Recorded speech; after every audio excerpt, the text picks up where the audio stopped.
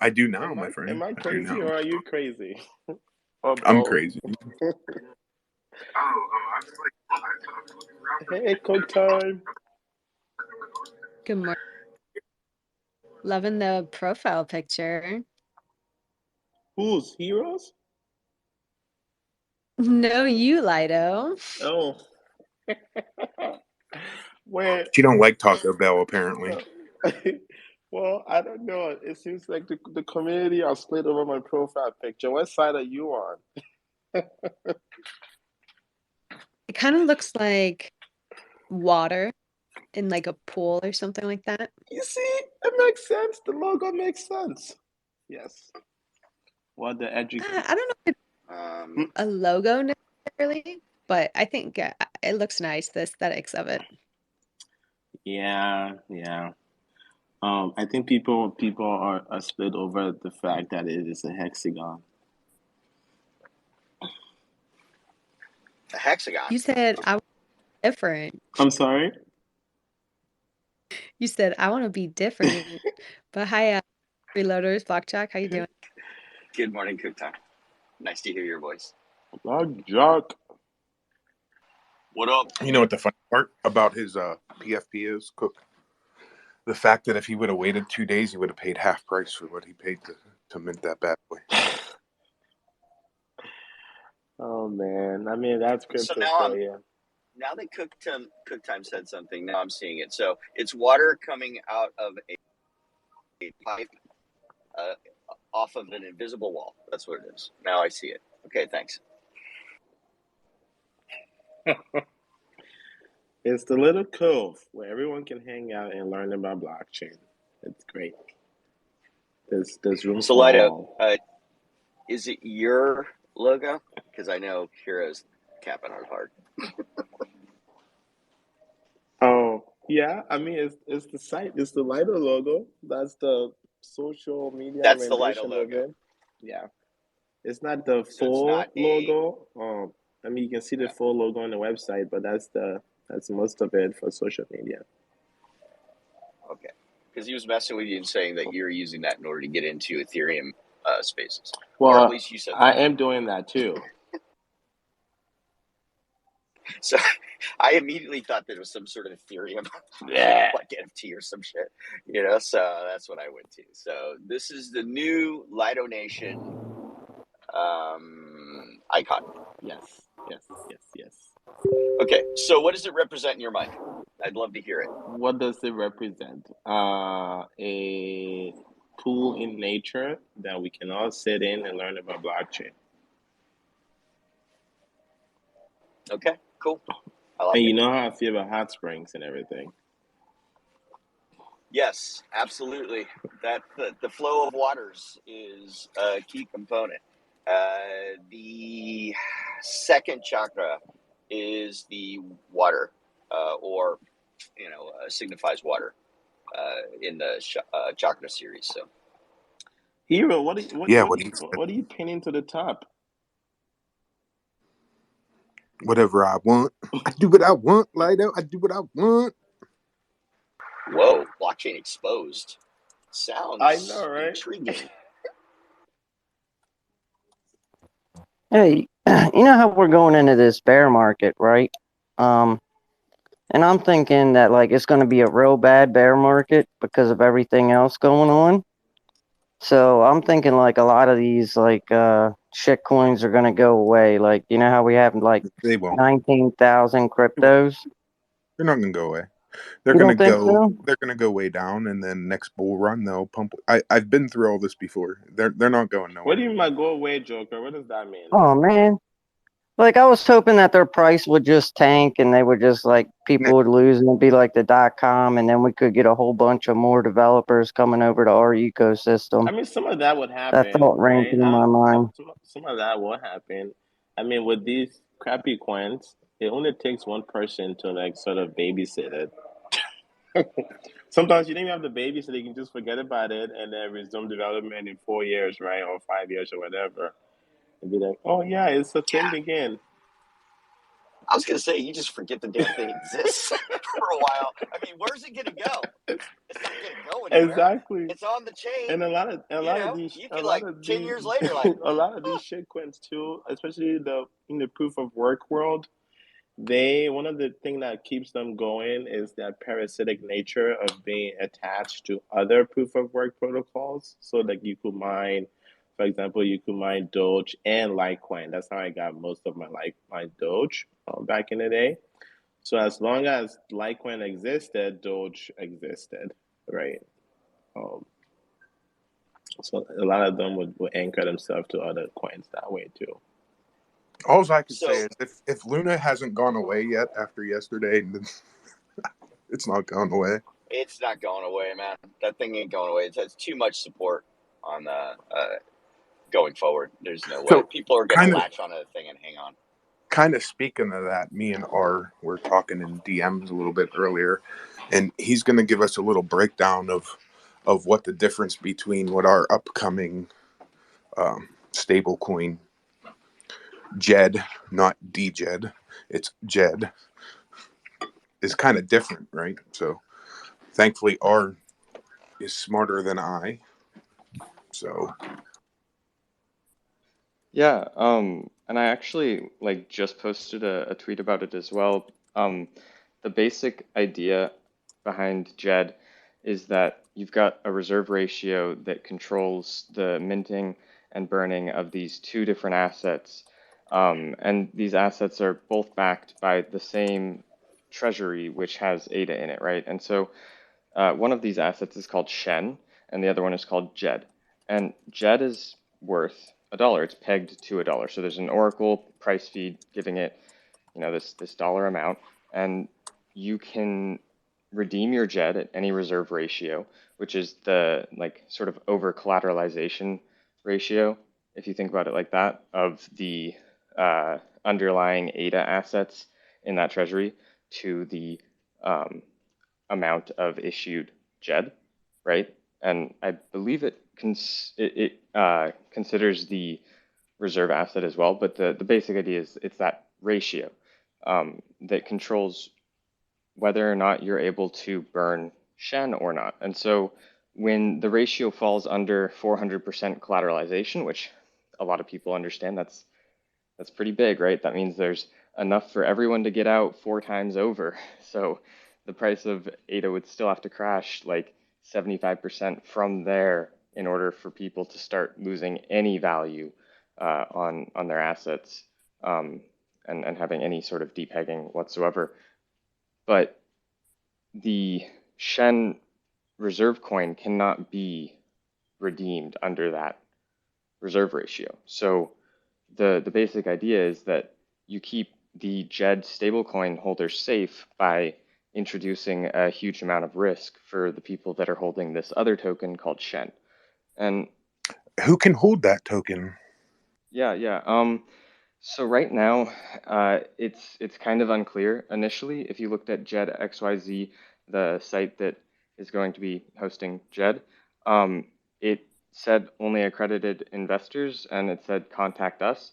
But more recently, it appears that they are going to have it be open, and simply you will not be able to use the JED minting site, the JED.xyz, unless you are in specific countries. So I don't know if anybody's familiar with VPNs, but you can always just, use a VPN and pretend to be in the Netherlands, and I hang out in JED.xyz Mexico works a lot. fine.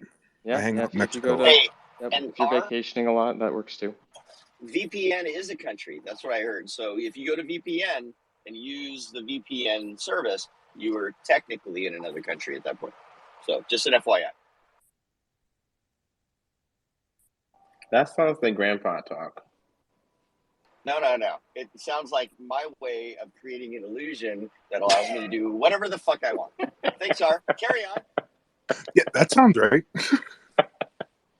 With Luna, though, I mean, the issue there is they didn't have, to my knowledge at least, really any hard set algorithm, and if they did, it definitely wasn't something that they like had any sort of formal verification of. From my understanding, it was basically and is just basically individuals controlling this thing almost as though they're fund managers, and then you've got all of these people minting a bunch of these stable coins, and that shoots up the price of this other token, and then we're going to buy a bunch of Bitcoin, and then we're going to sell it cheaper, and it's just like the whole thing is very, very, it feels like a scam, right? There's no manager of JED, which is what's really cool.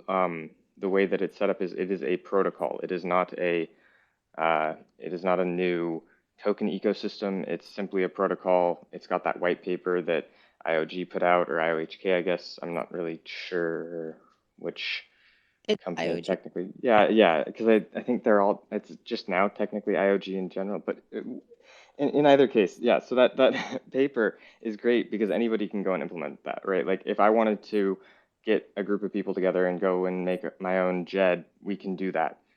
If someone wanted to go and make their own Luna, it's not the same thing, right? Like, yeah. It's interesting. I haven't had a lot of time to look into DJED, and I know that I was paying attention to the whole Shen. He said DJED. I know I did. I want to call it Charlie Sheen's coin though, because I want to party like Charlie Sheen. That's way better, and it'll promote way better if you use that that particular thing. Charlie Sheen memes would be perfect. What do you think? I second that motion. Can we get that voted in? Yes. Absolutely. I third it. Let's whip out a round table. Cook time. Do you More fourth it? What's your vote, Cook time? Oh, remember this is anonymous. Carry on. Yes, it's anonymous.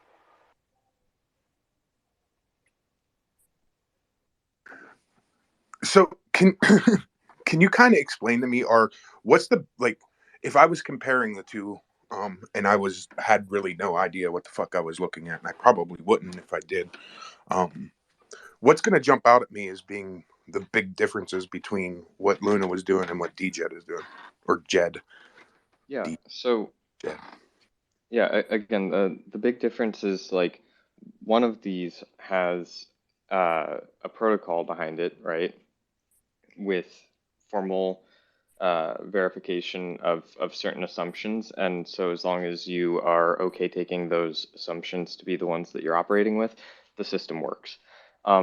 Now, in the context of JED, the assumptions are pretty clearly laid out in the white paper, and I don't want to get into them here because they are kind of more math heavy than maybe a lot of people would like. But basically, again, the core idea is that you have this token holder of Shen that takes a huge amount of risk. And they also have the potential to gain a lot, right? Because you've got all these people holding JED, and say that ADA goes up 5x in price. Well, those people holding JED, they don't benefit from the fact that that treasury just went up 5x in price, right? They don't benefit from any of that. But the Shen holders do. And so Shen holders are able to benefit off of the fact that not only ADA went up in price, but also the fact that all of those JED holders aren't benefiting from it. And so it's kind of like you're taking a position against one another. But again, the Shen holders take the position that as soon as we go under a certain collateral ratio, like they're screwed basically. The Shen is not worthless necessarily on the market, but from the perspective of the DApp, it's not usable. You can't redeem it for anything, right? So it's like, well, why am I holding this token? And so the risk, instead of being carried by the stablecoin holder, the risk is carried by the quote unquote reserve coin holder. But I don't necessarily like that term because when I think of reserve, I think of the ADA reserves. I don't think of the quote unquote reserve coin, which is what they call it in the paper. And that's Shen. Shen is that quote unquote reserve coin, right? So that's what JED does. And again, basically with Luna, it's like you've got Luna, and if the price of Luna is $50, I can go exchange my one Luna for 50 UST, and vice versa, right? I can trade 50 UST for one Luna, and so that's like that's just in my mind kind of very Ponzi-nomics-ish. You've got this thing where it's like, okay, well, you need to buy Luna so that way you can get UST.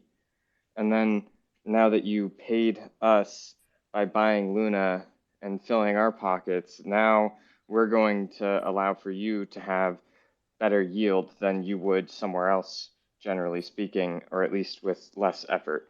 And so then you end up in this situation where the game theoretics of it work out for a lot of people, but it's because they don't really understand the fundamentals of what's going on. And even if they do, it's really easy to simply be out fishing and have yesterday happen. So I think that that's kind of the differences that I see between what UST did and what DJED is doing. Listen, when they started buying one of the most volatile assets to back their stable coin, I knew what was coming.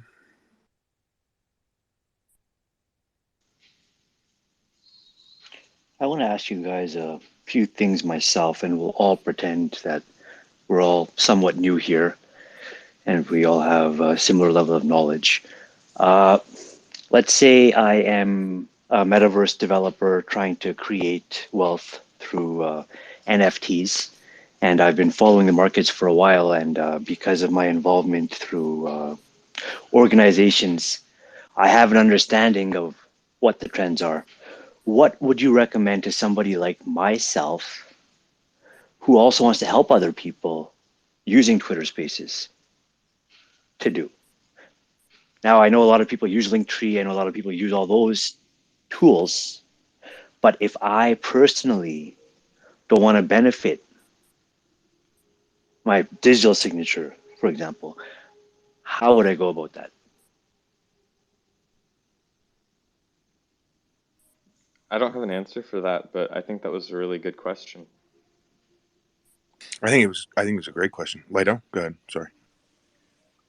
So are you saying you want you want to have some kind of providence built on the blockchain that correlates to what you're doing in Twitter Spaces? It's not even that. Okay, like let's pretend I'm Elon Musk. I'm not, obviously, but let's pretend I was. Let's say I am Elon Musk and I own Twitter. And I like talking shit all day because it makes life more tolerable. I do cryptic texts or tweets, I guess that's the words that we use now. I tweet all day for fun, and I understand that my digital signature is going to do something. And Bitcoin was built on the blockchain network through a white paper. And essentially now, if we understand that Bitcoin itself was built through a white paper, we understand that an NFT essentially is nothing but a Bitcoin in a sense. It's an extension of Bitcoin. And so what that means is that if I were actually Elon Musk doing what I'm doing, then what would be the best approach? What do you guys think? Like, literally, we could just figure that out right here in this room. You can have like, I think Charles was saying before, but you can probably have like a digital signature with each one of your tweets, and maybe it's like a random hash gets generated per, like, people can confirm, like, Yes. like, yeah, so people can like each, so regardless of, like, you know, if the front end of Twitter is hacked or not, people can sort of like look in the past and look at your previous tweets with the corresponding hash or whatever and sort of confirm, okay, that person that signed this with a digital signature has the private keys associated with that public key of that figure or whatever. So something like that. Is that what you're asking? Exactly, right? And so now when we look at encryption and we look at cybersecurity, we look at cryptocurrencies, we look at cryptography and these topics, we understand that encryption is nothing but really on the blockchain network, for example, and we have two pieces kind of counteracting each other. That is what causes that encryption to happen. I'm using the wrong terminology. My apologies. I'm also shit talking. But essentially what that means then is that what we can do through Twitter, through Meta, Facebook, 1 second. What the hell My are phone is what, being what the hell are we overloaded. My talking phone is about? being overloaded. I apologize. My phone was being overloaded. Sorry. Get Okay. a new phone, Elon Musk. Yo, man. Elon, This come on, man. Elon, get it together. I'm still not sure if this is a guys, thought exercise when you or build your trying to take us to own, space. when you build your own tools, it's like, man, I gotta upgrade my stuff. But when you lose half your shit at a party, it's like, goddamn. Anyways, the point of the conversation, I apologize. Let's go back to the initial point, is that Bitcoin itself was created through a white paper. Now we know this already, and we know that. The booster rocket yet? Have we landed the booster? Do you want to go to rocket Mars? Do you want to I go to do. Mars, or do you want to go to Earth? I want to go to Mars. I want to go to Mars right now. Then let's go to Mars. We'll go there. Okay. So as far as Mars, hold What on. you're talking about?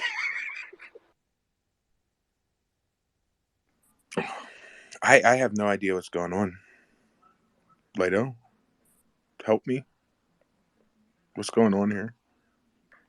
I myself want to know. It sounds like we're doing a thought experiment in blockchain. But Blackjack wants to go to Mars, and we have 9 minutes to our first guest. Yeah. So, Sarah, I don't want to pronounce your name because I'm going to butcher it. So we got like 9 minutes to our first guest. So if you can just kind of get to what you want to get to. And Blockjock, don't interrupt them. I wish I had co-host. Shut up, Admin right Blockjock. Thank Shut you. up. I love you, Block. And did you Thanks, Val. want to finish up? If not, Carpool has his hand up. Yeah, no, I was gonna say that for now I'll leave that there because we have all day. And thank you. Carpool. Go ahead, Carpool. Hey, good morning, everybody. Sorry if there's some background noise. I'm driving on the road at the moment, but I wanted to share something around the DJED conversation because I've been thinking about it too, having some conversations with folks who are getting more and more interested and curious about what's going on in crypto. Obviously, there's lots of different things taking place, and people are trying to figure out what it all means. But so I wanted to share this analogy or kind of a metaphor that was coming to my mind. I was trying it out. Maybe we can, I don't know, bounce it off everybody. So the simplest way I was trying to describe it to others was like it's like a thermostat in the house, but it's not a simple thermostat that just shuts off. It's actually more like climate control. So you set it at a temperature, peg it to a currency or a fiat value like US dollar. And then you have these parameters on each side, basically like sensors in a home or sensors in an environment that are very finely tuned to make adjustments to maintain that on both sides. Gets too hot, cools it down. Gets too cold, warms it up. I don't know if that's too simple. That falls apart. Probably at some point. But I figured I'd share that as a way of maybe just kind of giving that concept or conceptualizing what DJED does, because it does it automatically rather than somebody manually standing there by a wood stove or something, right? And it gets too hot, they got to open some windows and there's this delay and we see wider swings in temperature versus something that can make those micro adjustments in the moment when you're sleeping, when everybody's asleep, the world's asleep. And that's what a protocol does. I mean, that's also what Luna did when it automatically started selling Bitcoin. Did they? So it's about the same. DJED will never automatically sell your ADA. Oh, that's so nice of DJED. I mean, it's the principal currency, so I definitely would expect that shenanigan to not happen. It sounds like a flawed system. The whole like sell your reserve asset massively when it's already tanking.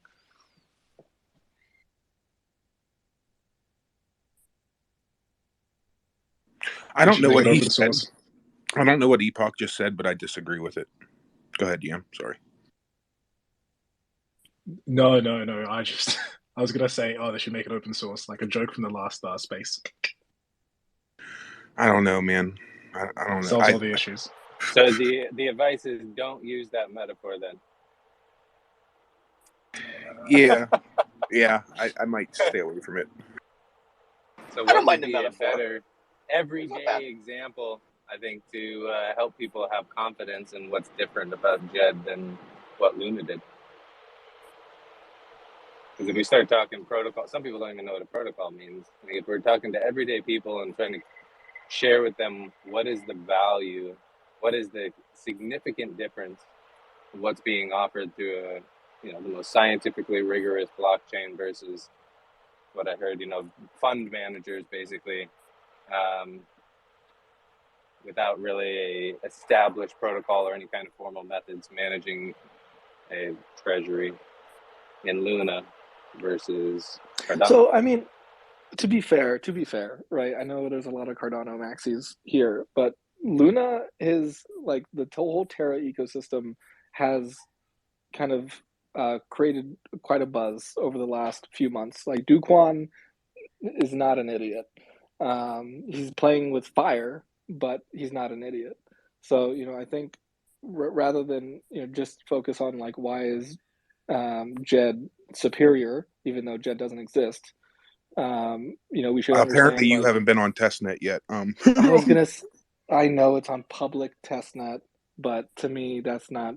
I need to feel it. I need to feel the rug pull myself for it to be real. See, Luna's already hit that like they're a year ahead of us.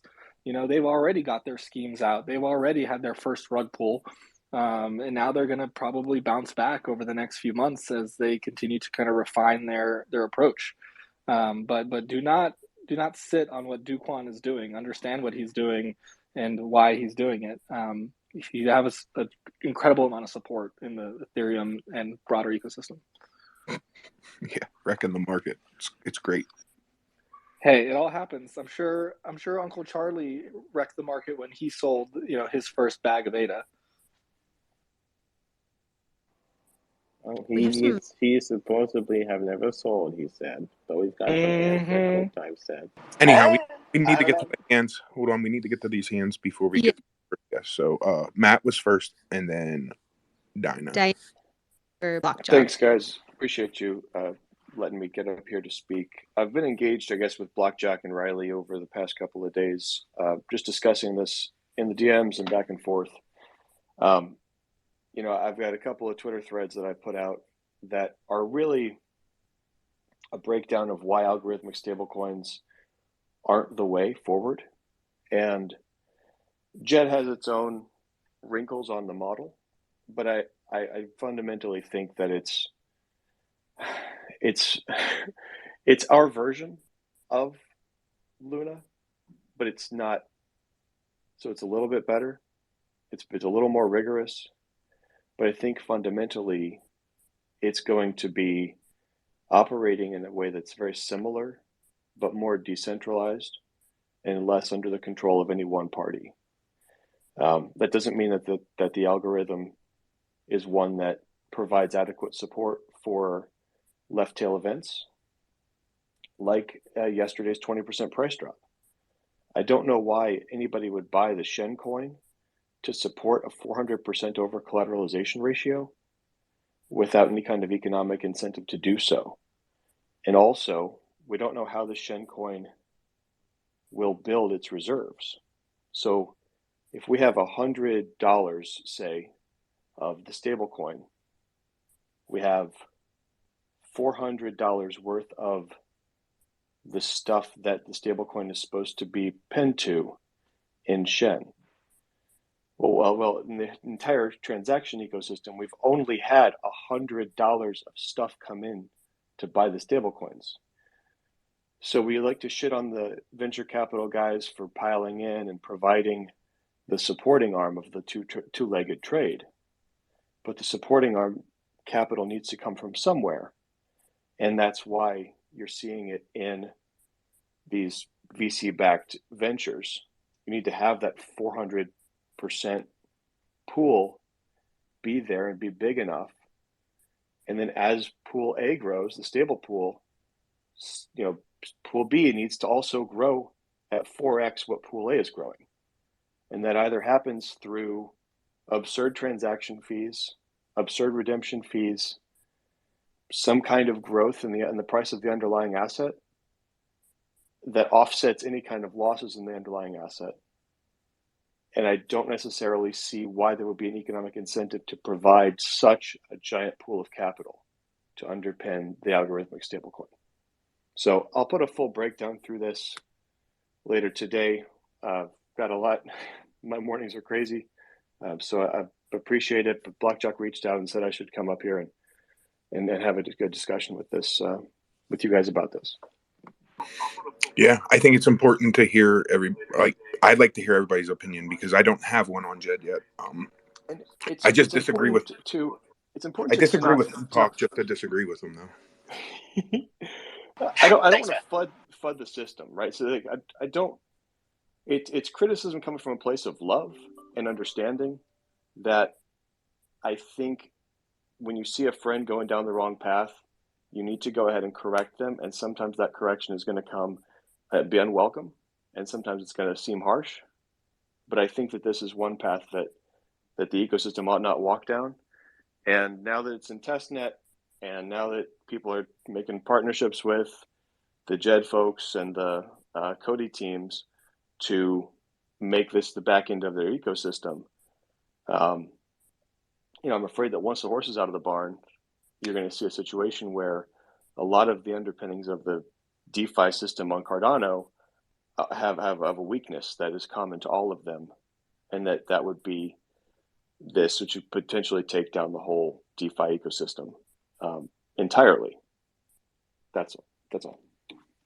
Appreciate it, Matt. Dana, go ahead, and then R. It looks like you have your hand up. Oh shoot! I didn't realize my hand was still up. But first of all, I just wanted to say thank you, Hero, for always having a honest and understandable comments to everyone's dissertations, because I'm sitting here in Michigan with my mom and just kind of got somebody who is just dipping their toe in crypto listening to this space for the first time. I just got her to give it a chance, and she's like, what the hell is going on? So thank you for the explanations, and I know that the stable coins and everything is a big topic coming up as we're trying to get our own. So anyone who can make this stuff more understandable, I highly appreciate it, so that I can show my mom and so that she can understand a little bit better. Lido, I think that's a call to action for LidoNation.com. Blockjock, you had your hand. The homepage, by the way, has been reorganized just for that. Go ahead, Blockjock. Nice. So I think the stablecoin is essential to Cardano because we need a shelter for the storm, especially even if you're a day trader, a DCA, or long-term, whatever it is, right? When you feel the wind shifting on a particular project or protocol and that token that goes with it, you'd like to get out of it and then move into something stable, right? Or, move into something else. But it'd be nice to have a stable coin in order to do that with. Every other, Ethereum has it, everybody has the ability to be able to do that. We don't, right? But the idea is which one, and then I default to those who understand it better or are professionals in that field. Matthew is one of them. He actually, works in that field. He's at the higher level of it, runs a team himself surrounding that, and manages, millions of dollars. And when that comes up, I'm like, yes. And then when I want to understand the underpinnings of how the whole thing works, I listen to R, because R does all the research he needs to in order to understand it himself. And he has the ability to be able to understand it at a higher level and then explain it at a lower level to someone like me who needs to hear it like I'm 5, So I appreciate you two very much.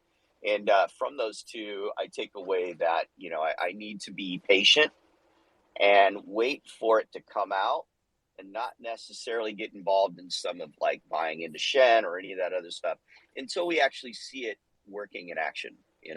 That's pretty much it. Difference between me and you is I'm a DJ and I don't give a shit. No, I'm kidding. Sometimes I do. Guess who just entered the room? I don't know, but it's R's turn to talk, and then Artano is up as a guest, so we're going to get to R and then Crypto. And if you guys can just kind of speed it up, because I want to be real respectful of Artano, and then we have ADA Ninjaz after Artano.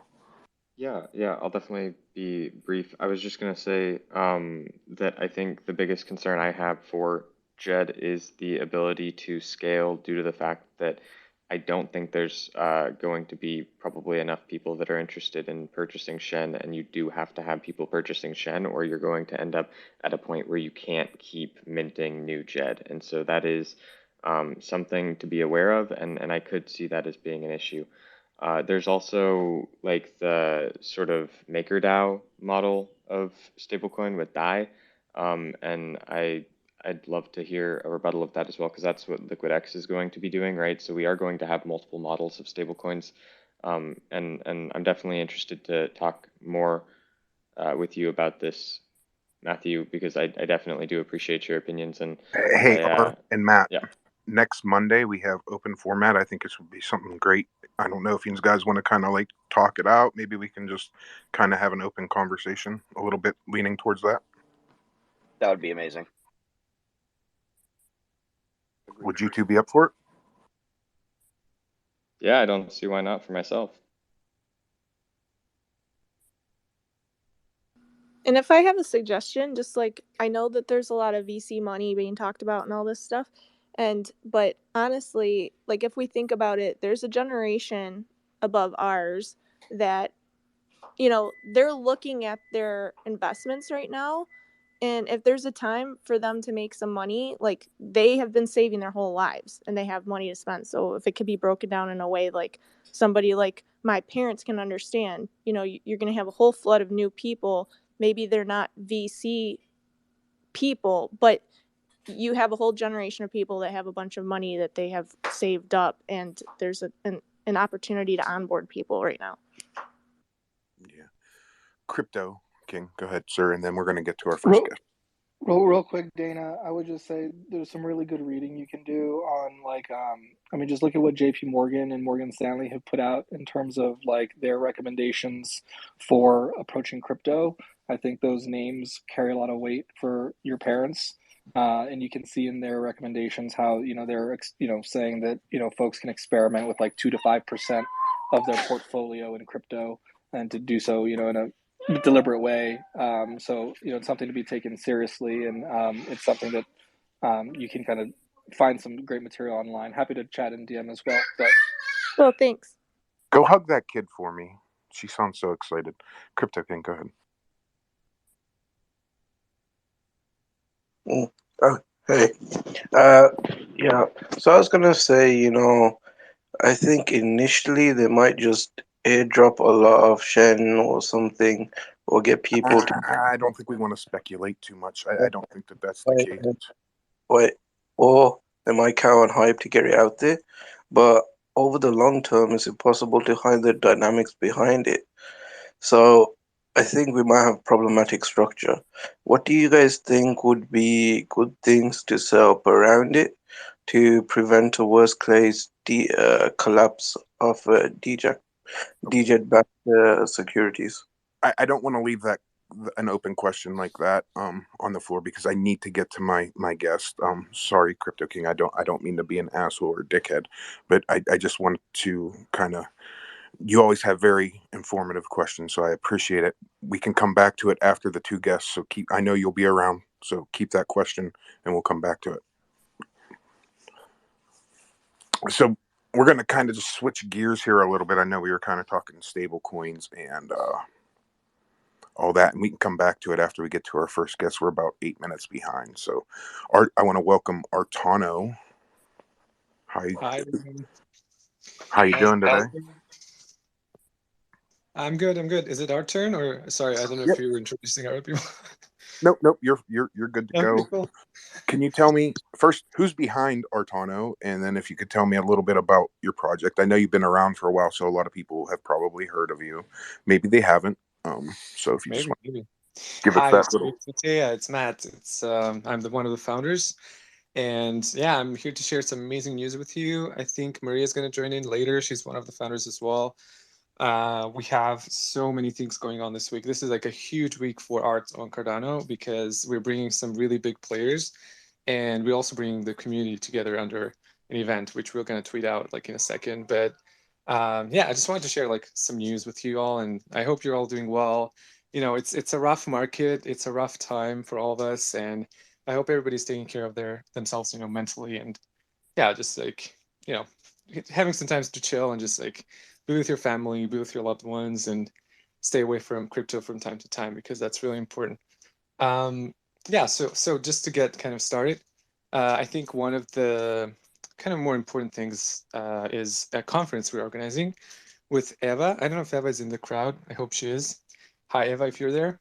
She's from Gingerpool, and she is co-organizing a conference in Oxford University, which is the first NFT academic conference in the world, apparently.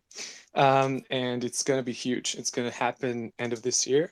And we have a Catalyst proposal that that's passed now. We don't have to show anything, but it's a great opportunity to actually connect Web3 and academia and to bring some really, really important kind of academics and people to actually talk about crypto. So can I ask you a question before we really get into that? Sure. You said it was funded on Catalyst. Can you tell me what the proposal was, what you were awarded, and what it was going towards, and then maybe you can continue from there? Sorry, no, it wasn't funded. I mean, we don't know if it's funded. Oh, okay. I thought it was an old one. I apologize. Sorry. No. So it was just this one. Yeah. So that's closed. That's why I said like, right, we don't have to like, shill anything. It's not it's a shill of a conference, right? So because we want a lot of people to be there, to tune in on Zoom. We don't want to make it as accessible as possible. We're still thinking, should we do tickets? Should we not do tickets? But at the same time, like our facilities there at Oxford University are just like super small. So we don't know, it's also very expensive. So it's a huge, like it's a university with a huge budget, and we're trying to keep the cost as low as possible for attendees and also for ourselves.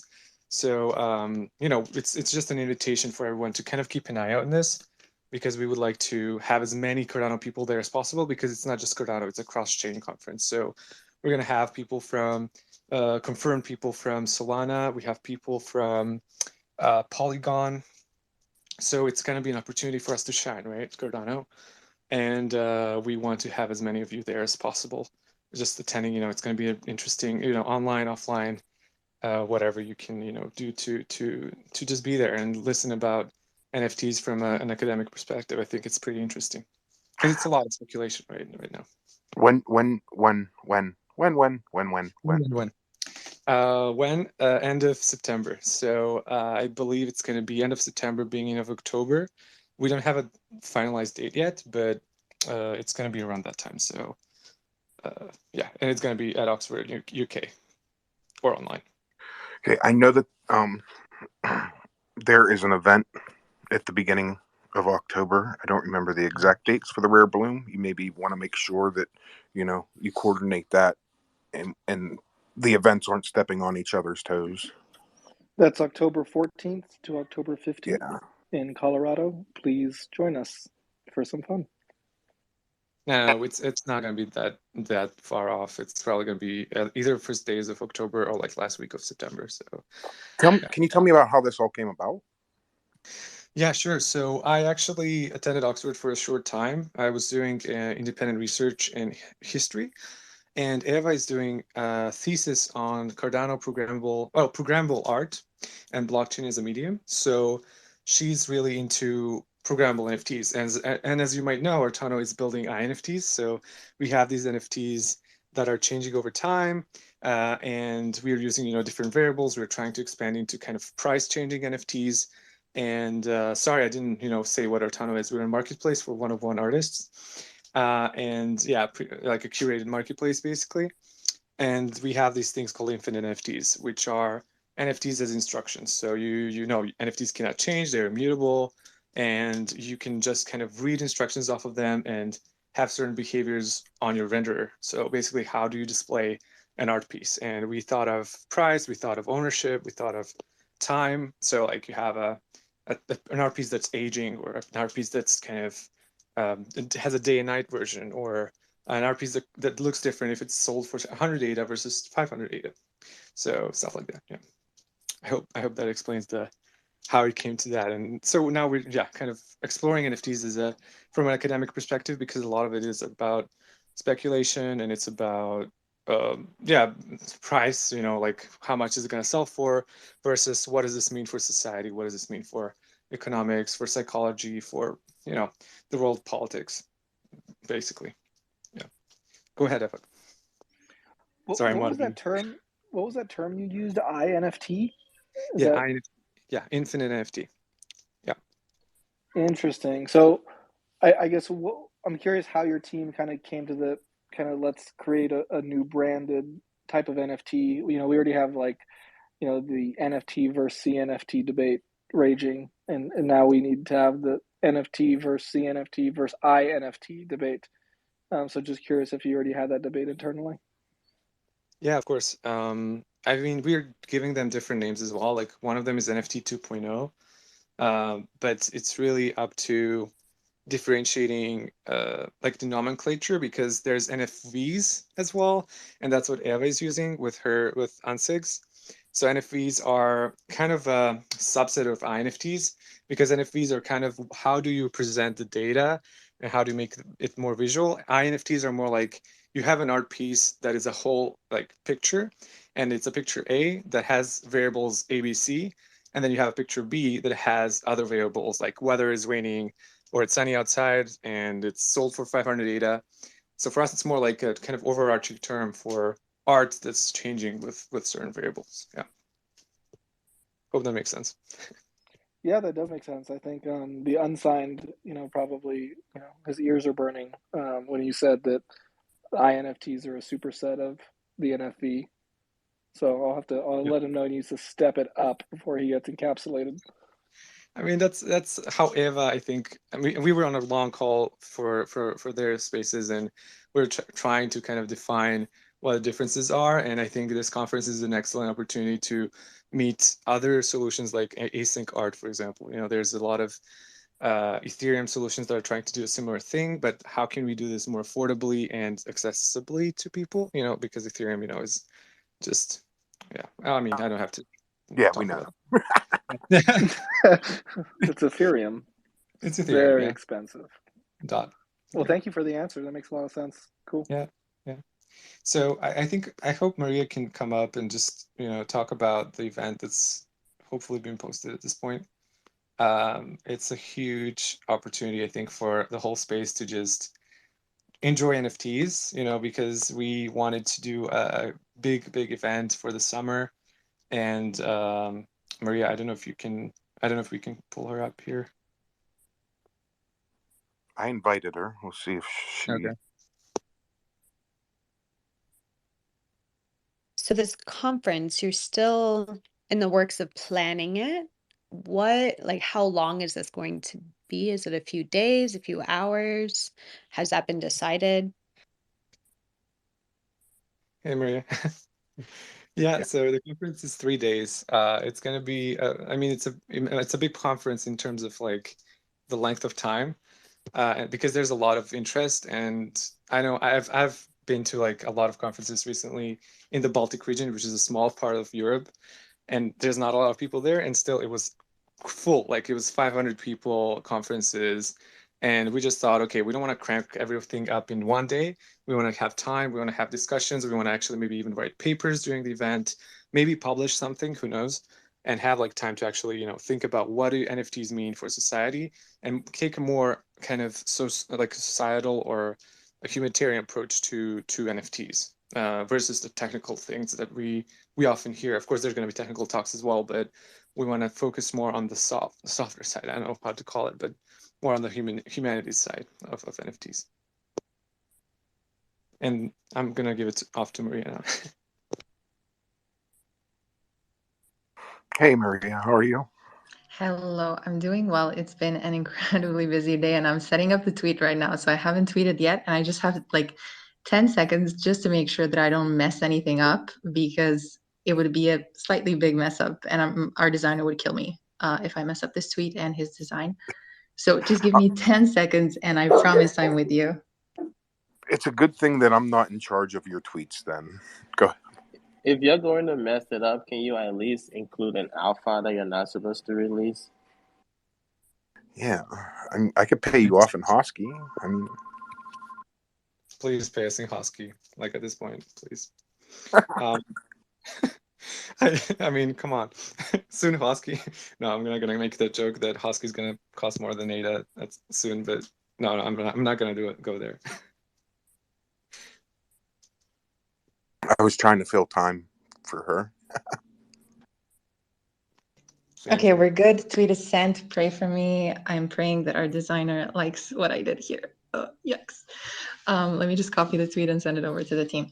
So what we are doing, we're doing this type of thing that we call Cardano Summer Fest, and we basically wanted to bring on different projects from the Cardano space that can kind of join in on the fun, have a summer festival, and basically have 2 months of auctions. So every project would get around 10 days for the promo. We designed the promo material for them. We have a special part of the website as well. And they're going to auction their one-of-one NFTs. Now, the list of projects that are participating right now, it's 15. I'm waiting for the confirmation from a surprise guest, hopefully. And I hope that they have time to join. It's a very short notice, I think, for a lot of projects. I'm super grateful that a lot of them actually did end up joining and they brought in their artists. We have people like, for example, Fort Gotten, they're organizing this type of a community driven art scene where they involve different artists that maybe aren't on the project as well. So they're including them into this auction.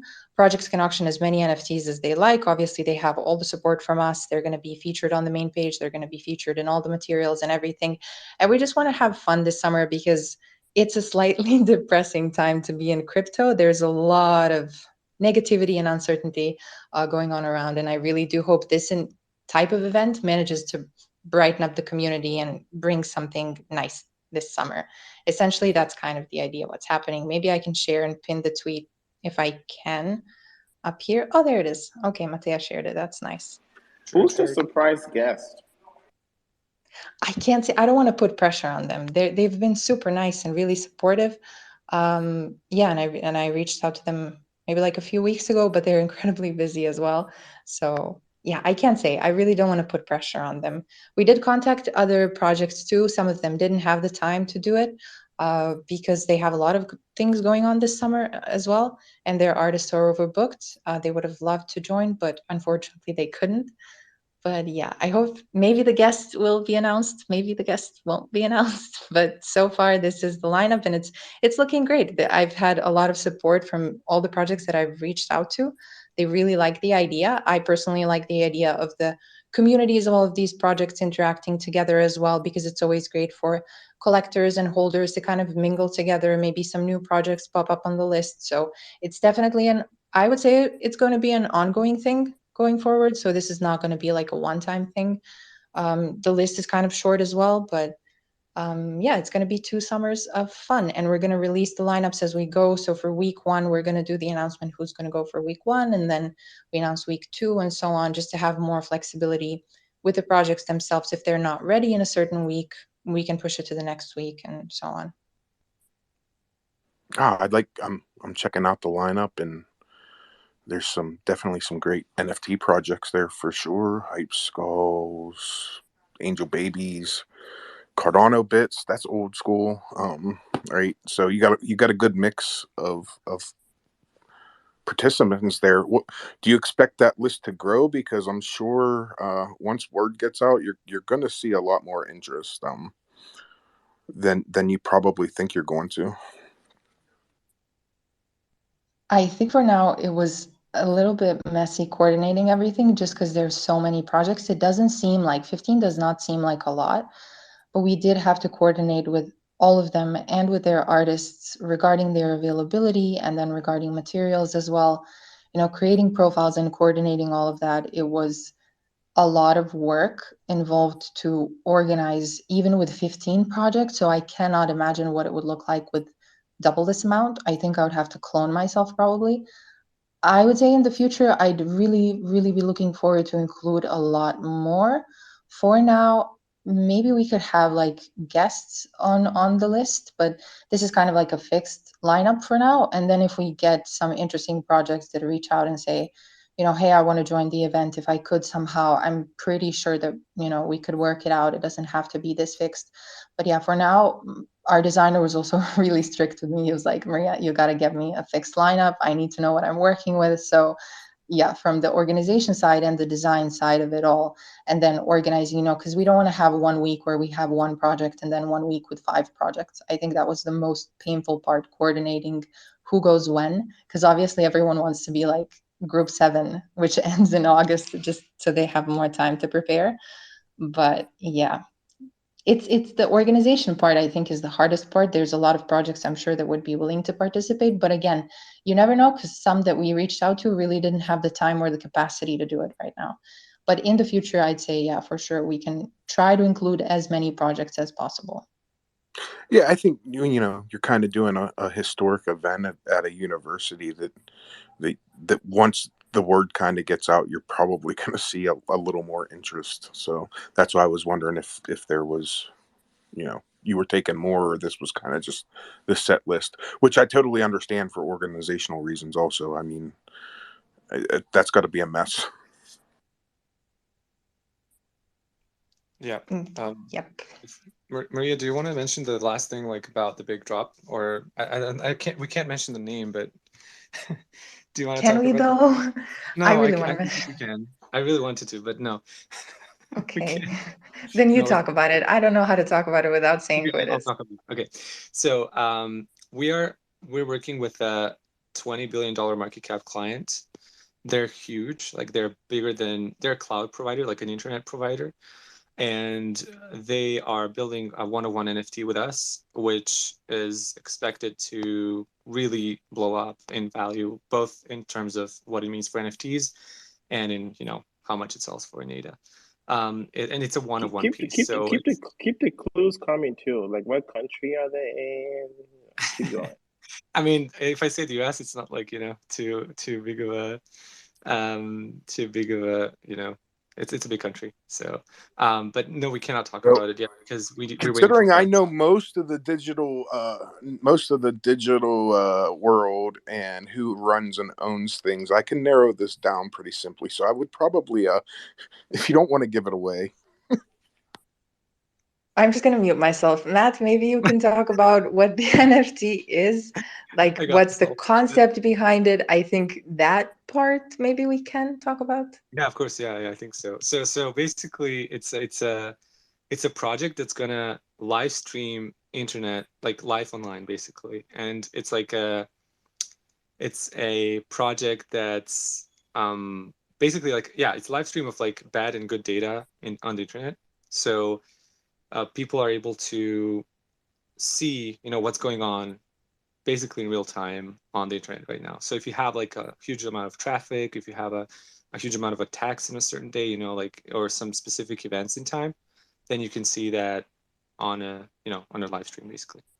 So it's a pretty exciting project. It's very technically like complicated. There's a lot of people involved, some professors like at universities and stuff. So it's going to be really interesting, and IRG might be involved as well. So fingers crossed that we get this to potential buyer or a gallery or a big museum. There's some global museums as well, like the names you've heard of probably that I cannot mention again. But I know this is frustrating, but you'll hear about it in a few days. When will we be able to find out? When? Probably today or tomorrow. Actually, the press will go live. Awesome. So that's not too late. I that as long as you aren't saying like, oh, you got to wait till next month, because then I'd be upset that you even mentioned it. No. This is no. I mean, I'm super excited. This is gonna blow up. It's gonna blow up Cardano, I think, as well. So pretty excited. I hope so. Yeah. I mean, that's all our goals, right? Wow. Grow Cardano and NFTs. So that's awesome that you guys are working towards that. And I have something that I want to talk to you about. We can talk outside of this stage. That really doesn't have anything to do with your project, but it does in a way. Started kind of an adoption alliance, and I'd like to maybe get you guys to join it. So that'd be awesome. Yeah, please do. I just wanted to mention, sorry for the interruption. I just wanted to mention the reaction of our CTO, because me as a non-tech person, I was on a call with the company that brought us this client. And so I'm mentioning to Sandeep, and I'm telling him like, oh, this company wants to do an NFT drop with us. And then he stops, and then he just messages the XXX. And I'm like, yeah, that's the company. Why do you know them? He's like, yeah, that's like one of the biggest companies in our field. Are you sure it's them? He was pretty convinced it's like a scam or I don't know what. And I had no idea. I was so chill in that call. Like I cannot believe myself now looking back. I was like, yeah, that's nice that they want to do a drop. Like that's good. Like let me go back to our CTO and I can like explain what the idea is. And then like Matt got involved and Sandeep got involved. Our entire dev team just went crazy. And yeah, it was really nice. I now have it narrowed down to 3, Lido, so if you want to talk afterwards. Sounds great. So can I do the thing? Let me finish. We ran a little late with them, so we're going to give them about 8 more minutes, and then you can do the thing. Okay. So first off, if anybody has any questions, please feel free to raise your hand. Artana, anything you want to add before we get to any questions? No, we're good. I would like to hear, from the community and, ask us questions about the art on Cardano, because that's what we do, Right now, we really want, if you know any galleries or museums that want to get into the blockchain space, please talk to us, because this is something that's super important to us and we want to get into that world, which is super hard to get into, by the way. Yeah. Got to start somewhere, right? Go ahead, Rare Balloon. Hey guys, thank you so much. This has been awesome to listen to this morning. I really love what you guys are doing at Artano with the one-of-ones and really bringing art into the space and bringing NFT and Cardano into the art world. I think is super powerful, and I love the event you guys are doing. I shot both of you a follow. I'd love to reach out offline and discuss kind of what we're doing at the Rare Bloom and have you guys involved in any way possible and see if we could also help you with anything on our end, contact wise for your event or vice versa, to be honest. Love what you guys are doing and just wanted to shout that out. Yeah, please, let's do this. Like, talk to us, like we love talking to people and we want to collaborate more. So this is awesome. Yeah, please do. And thank you. DMs incoming. Yeah. Yam, go ahead. Hey, yeah, I just wanted to get your thoughts and opinions on the NFT market because we're so early. Do you do you see creators sort of going that route of like there's like a classical collection of 5,000 of these PFPs, or do you see more of just like the one-on-one sort of art collection sort of dominating? Like where do you how do you sort of see in the future of people sort of presenting their artwork? Like what quantity or how exactly? If you can speak to that. I think there's 2 behaviors to NFTs right now. One is the one-of-one route, and the other one is the collectibles. And so the collectibles, I think there's room for both, right? Like there's going to be always going to be collectibles, and especially the OGs, right? And then there's going to be these one-of-ones, which are artists that keep coming to the blockchain. And then you're kind of investing in the artist, and you should kind of think of a blockchain and agnostic way, right? So you're investing in the artist. They can be across different blockchains, but you're putting money into something that they're doing, and you want them to continue doing it, and you want them to build connections and get better. And this is a long-term bet, right? Collectibles, on the other hand, we've seen it flip, and we've seen it blow up, and it's still rising in value. In some cases, people still make thousands of dollars in a day, but it's a fast market. Like it's super fast. So one-on-ones are slow and kind of do draw some kind of similarities with the traditional art world. Collectibles are new. It's a really new thing. I mean, not in the sense of collecting things, but in the sense of how fast you can trade, and that it takes seconds to buy art and resell it and make a lot of money out of it. So I think there's room for both, yeah, basically, and both are going to exist and grow as time passes. Yeah.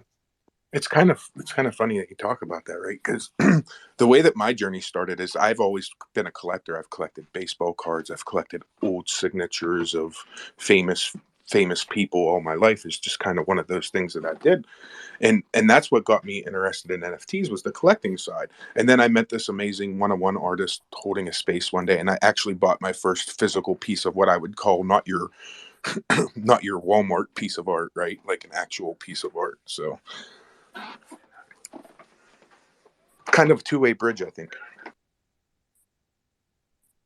Definitely, yeah. Maybe you want to add something?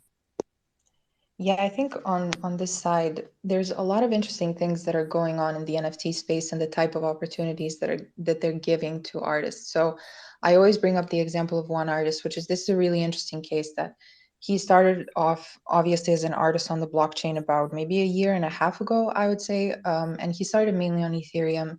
Then he got into Cardano. He joined us as well. He's been with us, ever since we started the idea, basically. And in the past few months, he got like so much recognition. He's an artist from Ghana. I'm gonna plug him here, Afroscope. He's a one-of-one artist, and he's been minting for so long.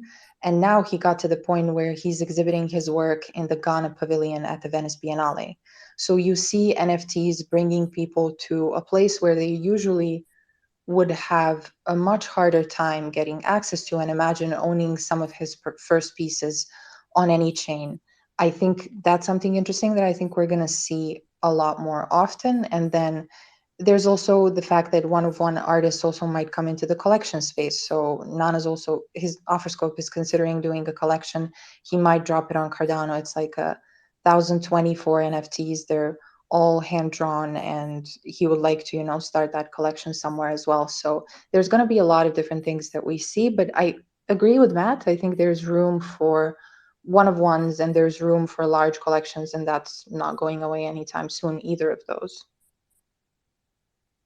Crypto King.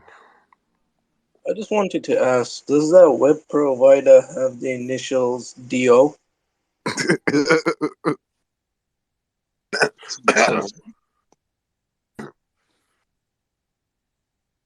anyhow, Artano, anything you want to just kind of wrap up with, and where people can reach out to you if they're interested in what you're doing or finding out more about the conference and all that. Sure. Yeah. Please, reach out to us anytime. Support our artists. Support art on Cardano. That's super important because artists, need collectors. They need you. And if you can buy something for 5,000, you can buy something for 200 on Artano, because there's amazing artists with amazing value, and they are on our platform, and they're just waiting for their art to be picked up. So that's pretty much it. And talk about this Cardano Fest, because we want to have a lot of summer fun, and maybe even some DJs invited, and have events, and enjoy our time. And I just hope you're having a good time on Cardano, and I hope to see you around as always. Hell yeah, I wish him the best of luck, and if there's anything that Hero Pool can do to assist you, please, reach out. And I'm going to reach out to you about some things. So appreciate your time and coming up and talking. Thanks, bye. Don't work too hard today. It's only Tuesday. Hey, Hero, is there any way that when you talk to DM, could you get the artist that she was talking about in Ghana? I would love to know who that is. Promote that.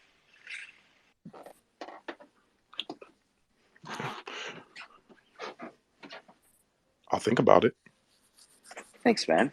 Yeah, you're really welcome. Appreciate it. So we reached the halfway point of the show. If you've enjoyed what you've heard so far, please do me a favor and tweet the space out.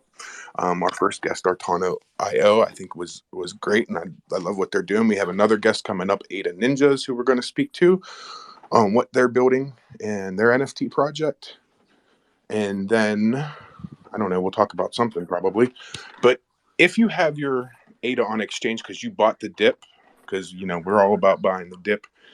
So let's get that money off the exchanges, get it into your own wallet, support decentralization, and stake at the Lido pool. Lido does a lot of work for the Cardano ecosystem, such as lidonation.com, which has a lot of helpful information out there for new people. So get your ADA off the exchange and stake it to Lido pool. Thanks. I also want to mention that pinned to the very top, the very first pin, there is a 10% off tickets code for Cardano Over Coffee for the Rare Bloom event.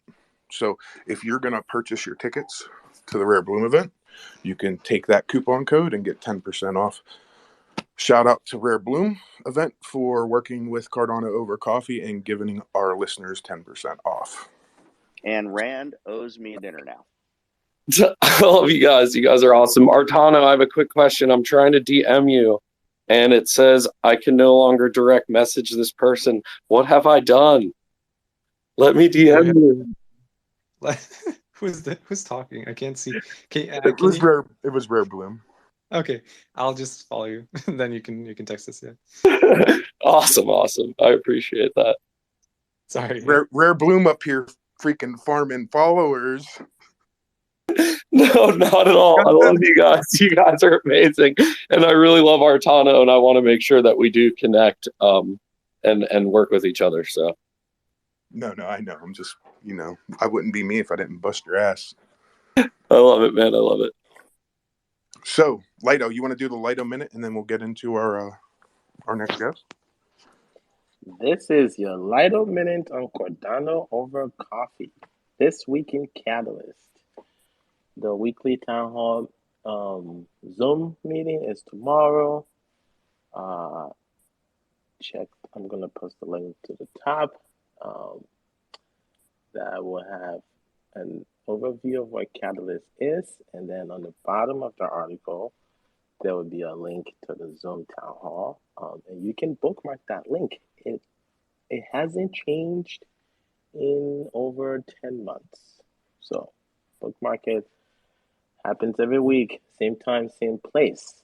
Either Thursday or Friday this week, we will know who the winners of the $12.8 million that was budgeted for ideas and builders and marketers and all the other people that helped make Cardano successful besides the stake pool operators and you awesome ADA holders who are all delegating your ADA. My name is Darlington, your favorite co-dreamer at LidoNation.com, where we just launched a brand new homepage and a brand new logo and a brand new ETH PFP to help all people get an understanding of what blockchain is and have a safe landing. So if you go to LidoNation.com, that top page will always be dedicated to people who are brand new to blockchain. And then the rest of the page for everybody else. News, articles, deep dives, reviews of your favorite wallets and other Cardano things. Nub merge for Catalyst. Check it out, share it. And that's your Lido Minute. You imposter. You're an imposter. Imposter PFP. I'm going to have to go do my Angel Baby Hit Squad and do an octagon now because why not? So anyhow, moving on in life. We have, as I would put it, an OG in the NFT community. Somebody, a project who's been around for a while now. I don't remember the exact date, but we have ADA Ninjaz. Not sure who we have behind there, but please introduce yourself. Hey, thanks for having me on, guys. Zushan here. Almost 1 a.m. in Australia, but it's always good to get onto some Twitter spaces, have a conversation with the community. Oi. Yeah, that is it. Who said that? Oh, yeah, I'm full. Hey, sorry. There we go. Yeah, right on. So I'm just based over in our little old capital, Canberra, which a lot of people don't know is Australia's capital. And it's getting really, really cold here, about 4 degrees Celsius tonight. So yeah, excited, but won't be having any coffee, unfortunately. Otherwise, I'll be up till the morning. How do ninjas do in that type of weather? We manage at all times, mate. We're, the darkness, the daylight, whatever it might be, we make it happen. So for those that don't know the ADA Ninjas project, can you kind of give us the background story? Yeah, sure thing. I always find the labeling of OG and not OG an interesting debate. I see people arguing about it, although I don't think it matters. Like there are lots of cool new projects around, lots of cool projects that are older than ours. But we started ADA Ninjas in September and had our first launch in October last year, and just a little bit about us. Community driven is a term that's used quite a lot in this space, but we always envisioned it as a means to sort of create something with the community in the context of storytelling. That's what we do best, and that's sort of what we pride ourselves on, and our incredible community helps us through all of it, whether it's on the music front, writing the lore, or the manga comic front, where we've now published just about 200 plus pages alongside the community and their decision making. So that's essentially what we do. But as of this year, we've sort of rebranded from being just an NFT project to a multimedia business, and that's why we have various different verticals with our music, with our manga comic, with our NFT. We've announced obviously our token, which is coming soon, and we've got a major announcement on the 16th of May, which is sort of what we've been building up to for essentially this whole month. Man, guess what? Today's the 17th. What's going on? What's the big announcement? I would know. I would. Did it work? Did it work? I would know. I would know, mate. I'm in the future, right? It's the 11th of May here. I tried. A for effort, right? For sure. So tell me, you started off with, for lack of better terms, a PFP project, right? And then where did you go from there? Like you said that you branched out. How did that? Tell me that story.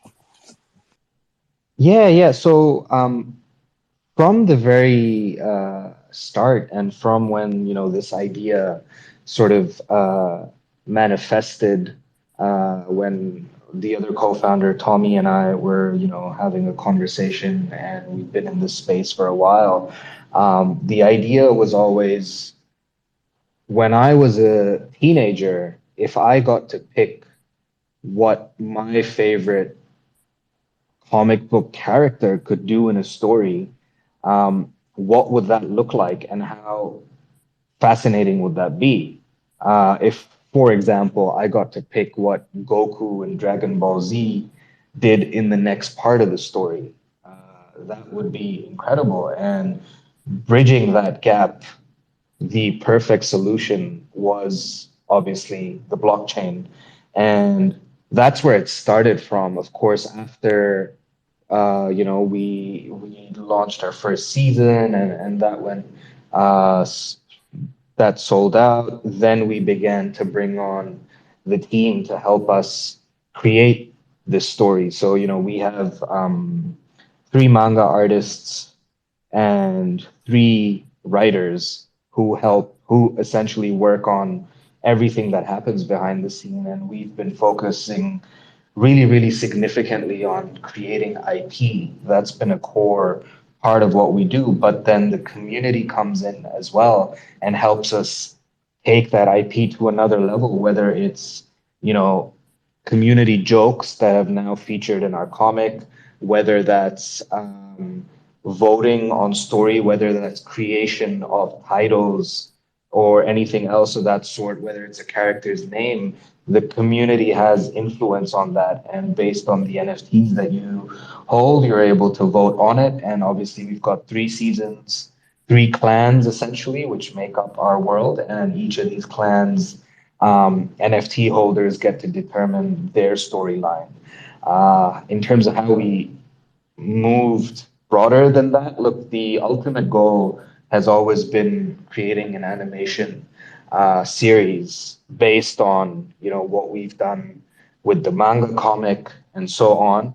However, we recognize that the long term is good. We know what we want. We have the right networks. I am having conversations with production studios, with people who, not directly, I always say this, not directly, but with people who are involved in sort of production houses, things like Amazon and Netflix and so on. So, we are having these conversations but that's the long term. The space that we're in isn't always about the long term, and I think that was what we had to understand. And we shifted first the music side of things, because that makes up a significant part of what we do as a multimedia business.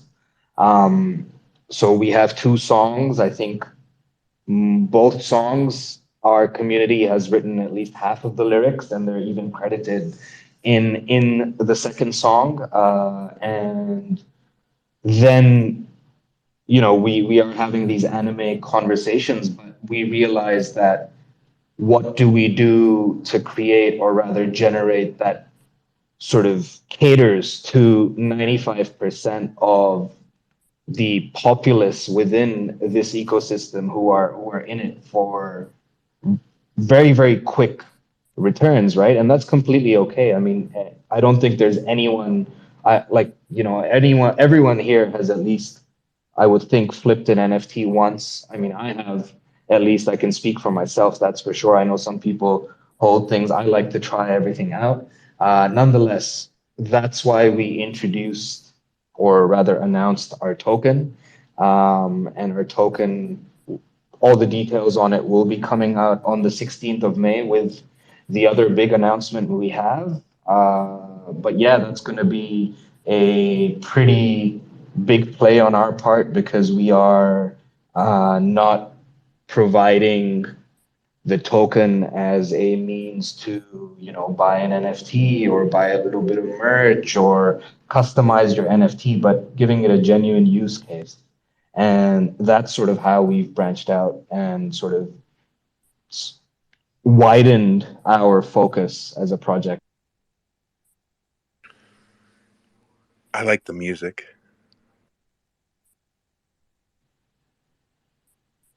Thank you. Which song have you heard? Well, I purchased the first NFT that dropped. I listened to it. I don't remember the name of the song. I'm going to be honest with you. Gotcha. Yeah, so that's the one with Billy Martin from Occult Archives with Charlotte on guitar. Yeah. So I think 80% of those lyrics were written by the community, and I think if you play the song, it's called RMR, which is our season 1 collection. It's their theme song. I think if you play it, not on Spotify, because Spotify limits how many people you can credit, but other platforms, you can see a list of community members who are also credited for sort of creating those lyrics. So that was something that was really fun to do. Yeah, that's awesome. I didn't actually know that. And I'm actually interviewing Mr. Martin in a few days, so that'll be cool too. I'm going to have to ask him about this project. I didn't think about that.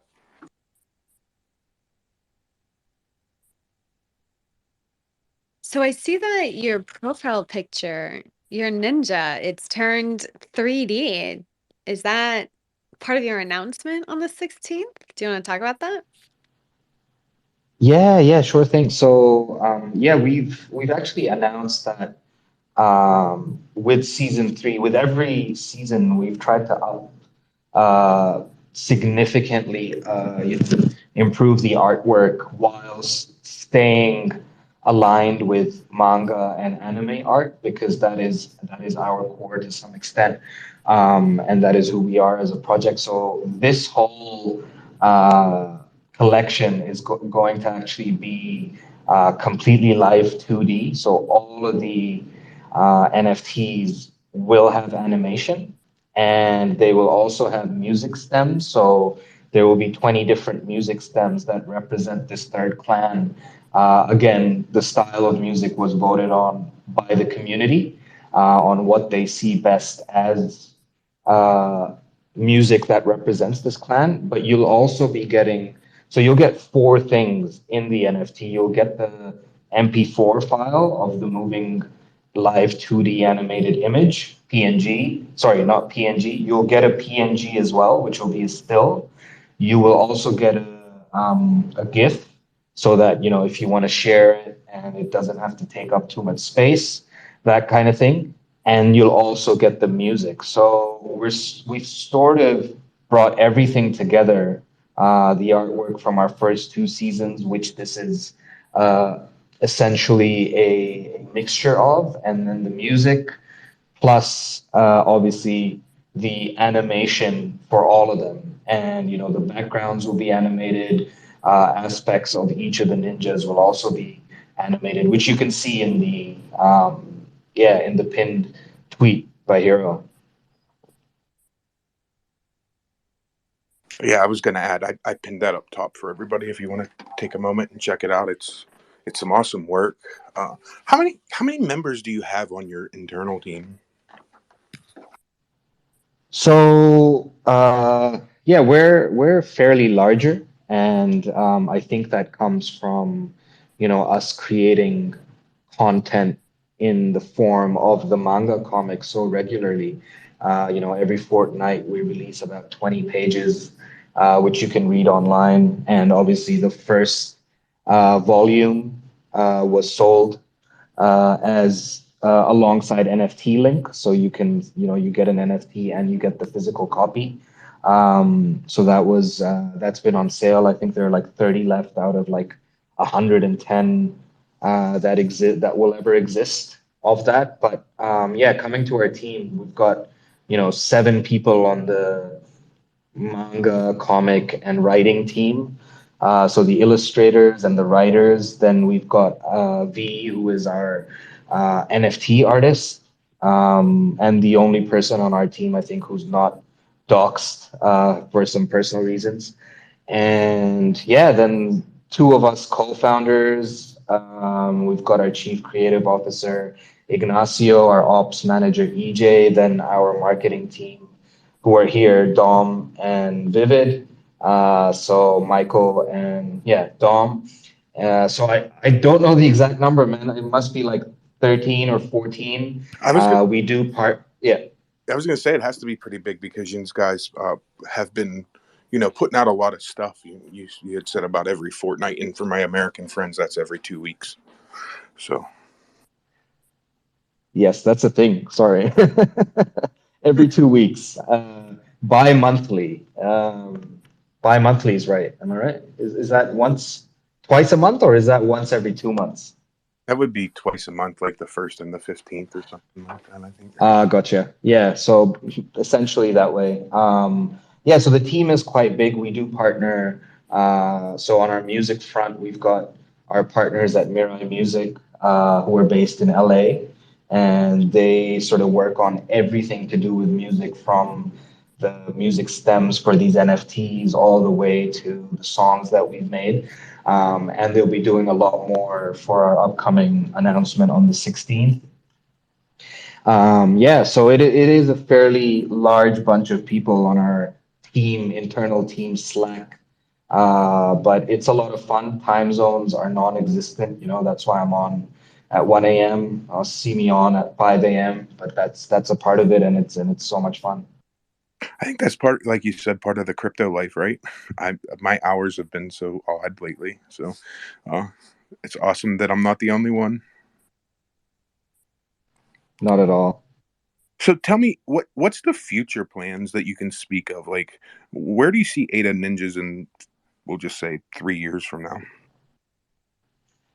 Yeah, that's obviously a good question, and I did talk about the long term sort of being our focus, right? Bringing this to the large screen, it has always been the focus from the start. And you know, obviously, having been around for 8 or 9 months, what we've realized is when you talk to a producer or someone from a production studio, they aren't interested in, oh, so the community made it with you. Oh, so you've got NFTs that you sold. They aren't, they just don't care. And their perspective is there enough story that will enable us to create something with these people? Enough story? Is it good story? And can this be created or made into something bigger? And that's really all they look at. So the more IP that we create, and you know, we've got 200 pages of written story that hasn't even been released yet. You know, the future, the past, whatever it might be. Ignacio, our head of, we call him the storyteller. He's, you know, I don't know how the guy does it, but he has created so much. And for us to create that animation series, anime, whatever you might call it, is the ultimate goal. And for that to be on TV for people to watch and enjoy and to continue to build that. But our announcement on the 16th of May will add another layer which will help us not only in the long term, but the short term as well. And I definitely think that Ninjaz holders, and you know, particularly the ones who've uh, I see some here, like shout out to Dice and JH and Tony ZH and yeah, like all blog is here as well. So shout out to all of you who stuck around, are really going to sort of be rewarded with what's to come, because yeah, it's something that we've spent a lot of time working on to build, not just something that, you know, will come around and then disappear. It's sustainable, and it's going to be around for the long run, and it'll be an added layer to ADA Ninjaz as a multimedia business. I'm telling you, it's the 17th, because I've been an ADA Ninja holder since the first drop, so I'm kind of, you know, I don't get to pay attention to a lot of stuff because I got so many things going on, so I'm kind of excited now, and it's the 17th.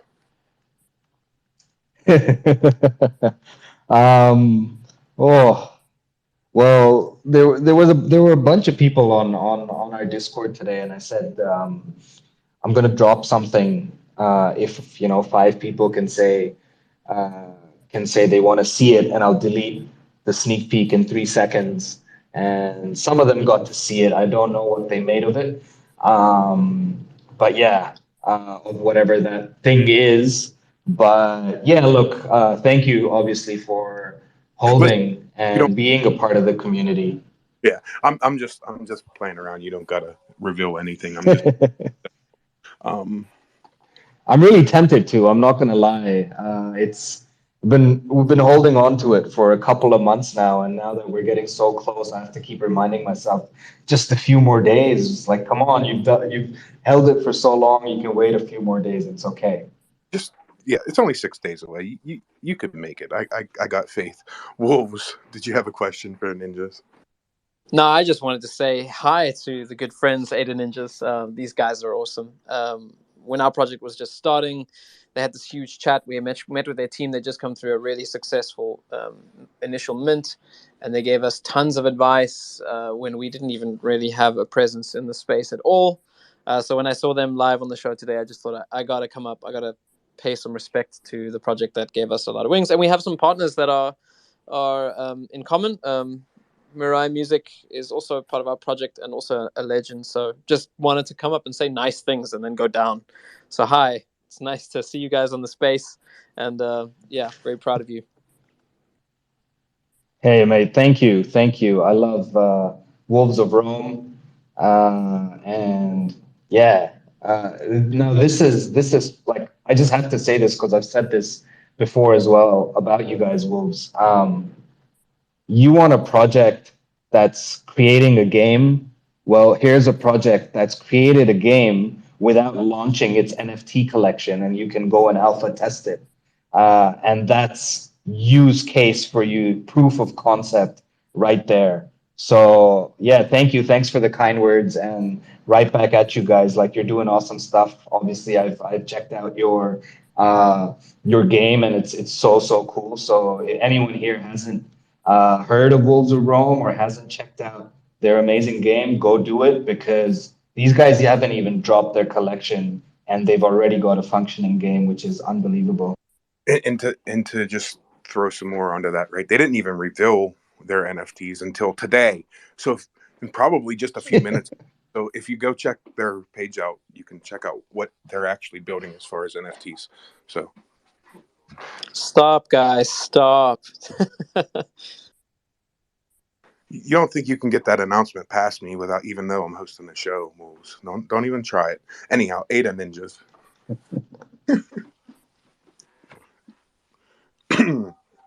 What? I just want to know what's going to happen, but I can't. I don't even that's just all that's on my brain. Sorry. Anybody from the community have any questions for ADA Ninjas? Please feel free. Lido, Cook Time, anything. I think I'm good on my front. I know you guys have come on Cardano Over Women, and we've had lots of great conversations there. But I love watching you guys grow, and I think you definitely put your community first. And I think it's really awesome that everyone has input and you give those people credit. And I think that's just like Web3 is what it's all about. And you guys are setting a good example.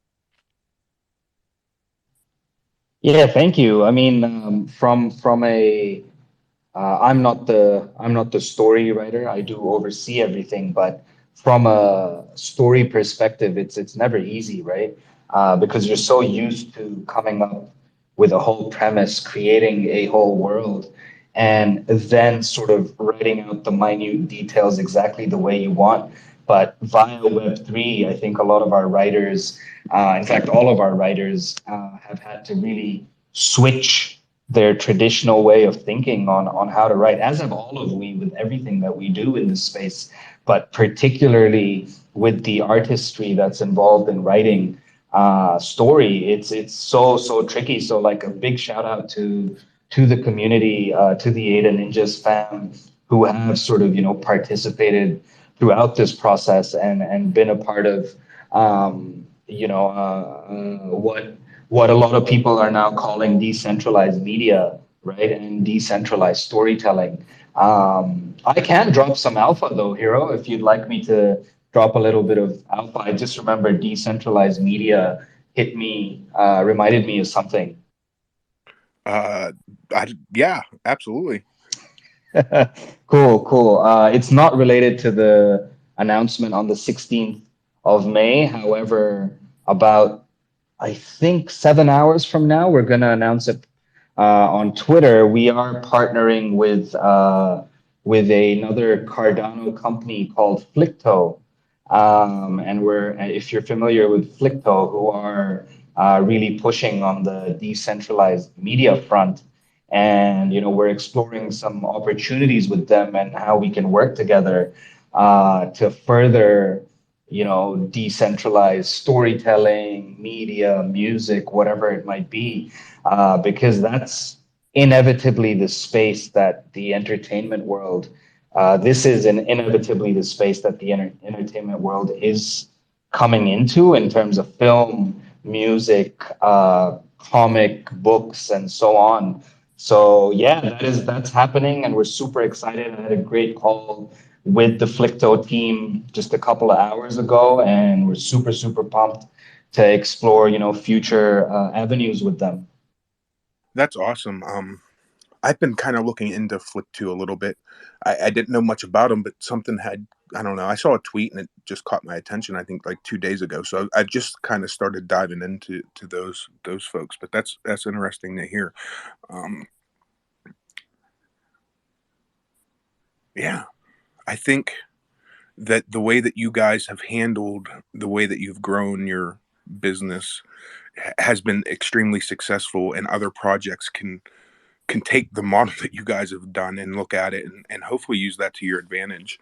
And I just want to shout you out because I had put out a tweet about adoption and trying to grow Cardano NFTs, and ADA Ninjas was one of the first projects that was like, hey, yo, I'm in. And then as soon as we asked, hey, we're going to need some moderator helps with this, ADA Ninjas was one of the first group to step up and say, hey, I got some people. Let me see what I can do. So shout out to what you guys are doing. It's you don't hear it enough probably, but it means a lot.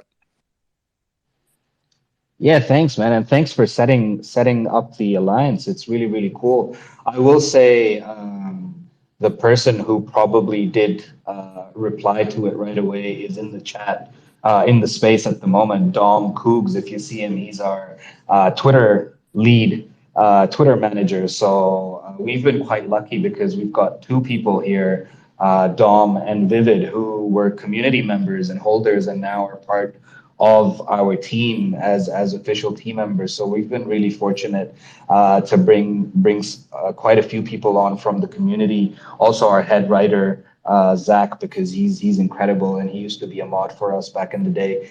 But yeah, look, I'm really excited for the Alliance, man, and you've got quite a gigantic task on your hands. So I thought, yeah, look, if I can get a couple of mods over to you, we've got some amazing admins on our server, and they're super, super awesome, and they know about everything that's happening in this space. So yeah, the more helping hands you have, I think the easier it'll be to establish this. I did just want to say that you know, it's a tricky time at the moment, and if there are any new projects around, like, you know, we've seen tough times. Everyone knows about Walletgate season 1, stuff like that.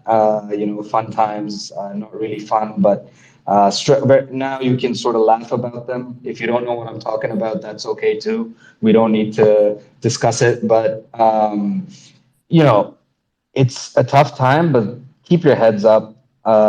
These things happen.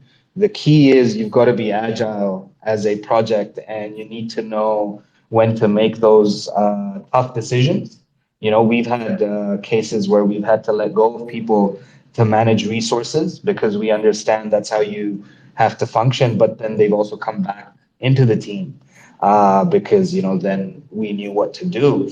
For example, you need to be able to stay lean, cut operations when need be, and push back up. So if there are any new projects around, I just wanted to say, like, it may be a tough time, but don't don't let yourselves get down, because things will go up, hopefully.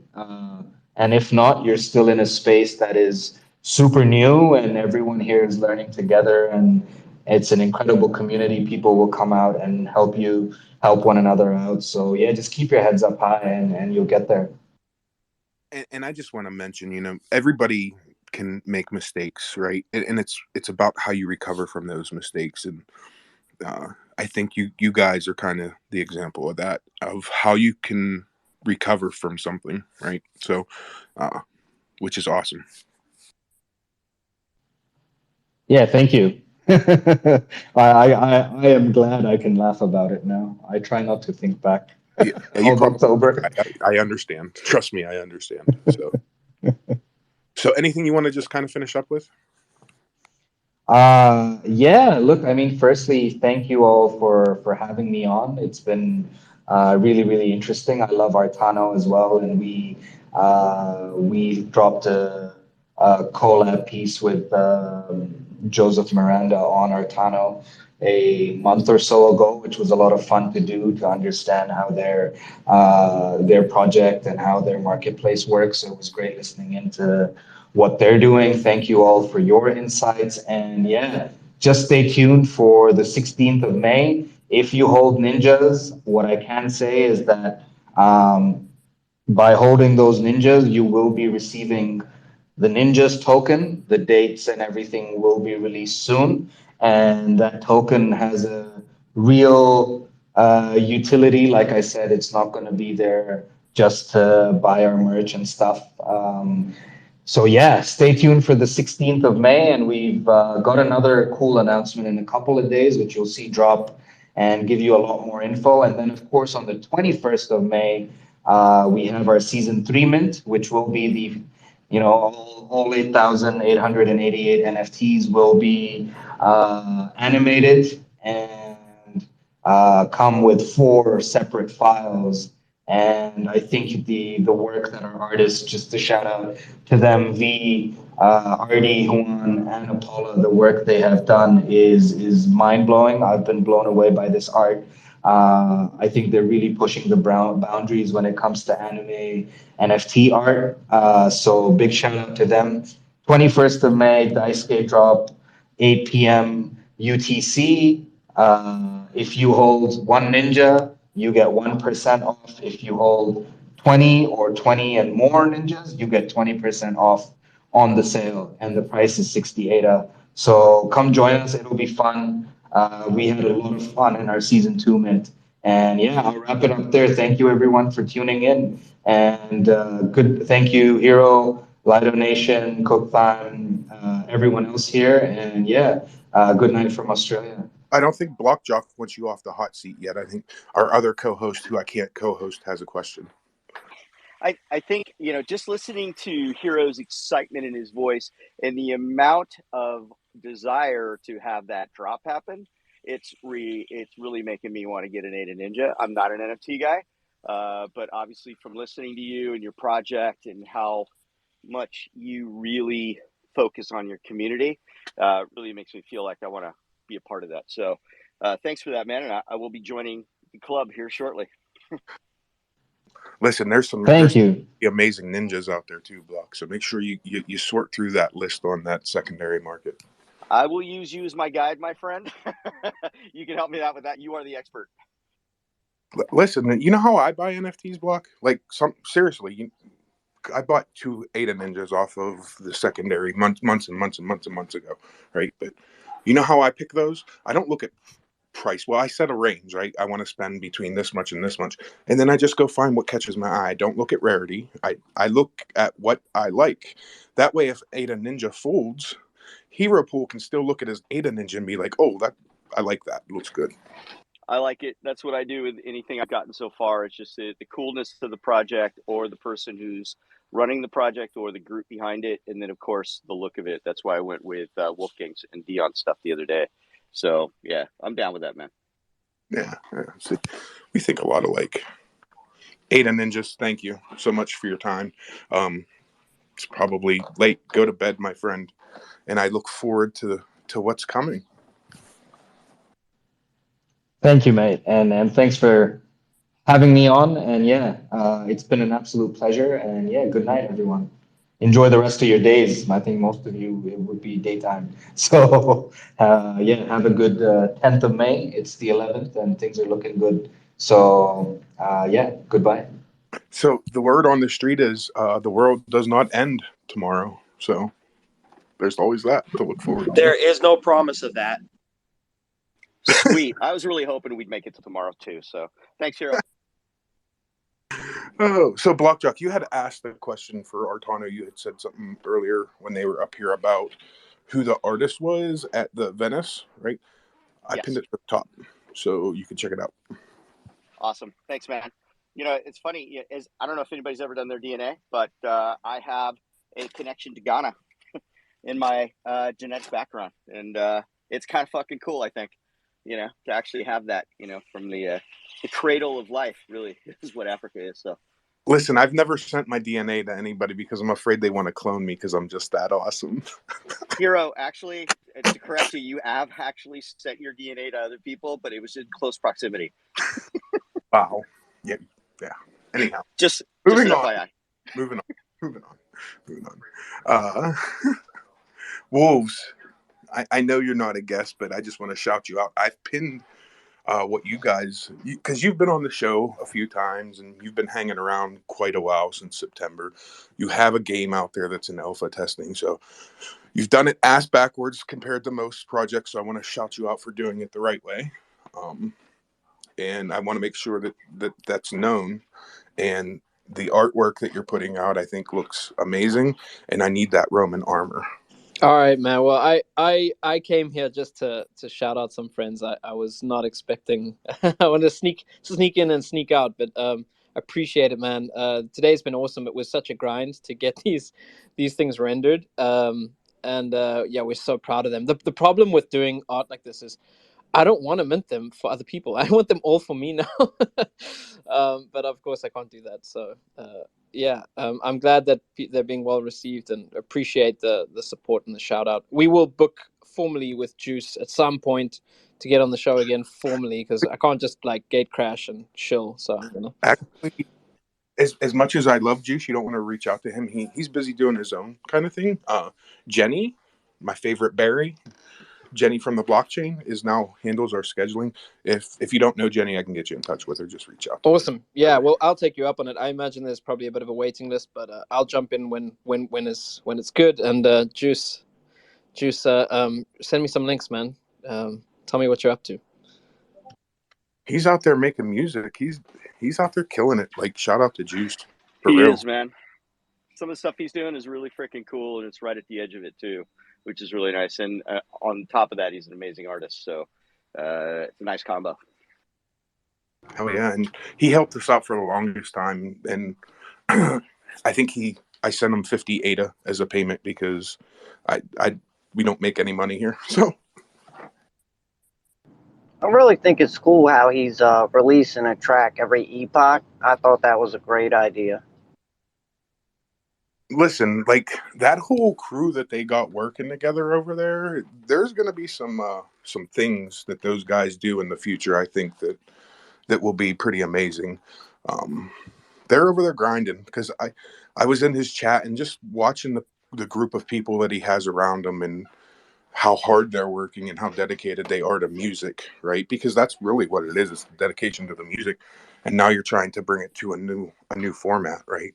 Which is extremely difficult. But the grind that those guys have, I have no doubt that they're going to do something. I want to make a music video for them out of the gnomes. Reach out to them, right? And now Juice is in the room apparently throwing me hearts. I love you too, Juice. Nice, man.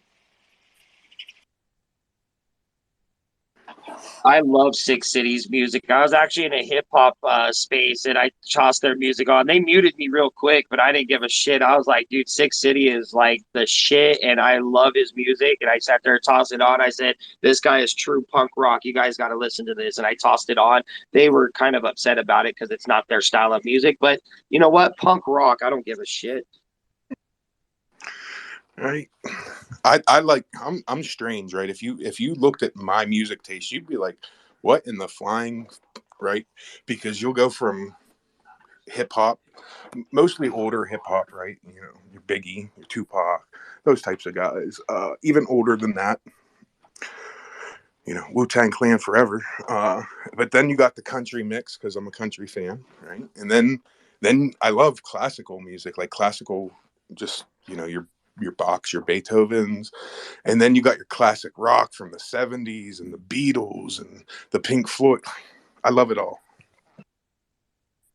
Yeah, I think I got you beat in that genre because I can go from EDM to death metal to heavy metal to classic rock to all of a sudden listening to classic metal or regular classic music to country music to, I don't know, we listen to pop around here. I'll listen to some Britney Spears and I'll sing all of it. Like I know the lyrics to all of it. Music is life, I think, right? So I'm extremely excited to see music come into the blockchain and just how that industry can help the creators and the artists get away from the slave system that they currently have. I love it. I preach it all the time. I tell people you can use this blockchain to officiate all your music, copyright it and everything and become your own music producer. Yeah. So I look forward to the future of music on blockchain. I want to hear Block Jock's first rap record. I can't wait. It'll have to be rap and metal, man. So, you know, like Run DMC and Aerosmith getting together, something along those lines, because that's how it'll have to go. But that shit all blends together, man, because all good music works together. And by the way, singing Britney Spears out loud in a shopping mall is a punk as fuck, dude. Yeah, you had your hand up and then you put it down. I don't know.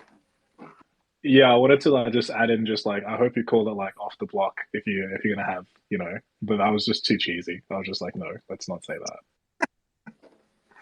that.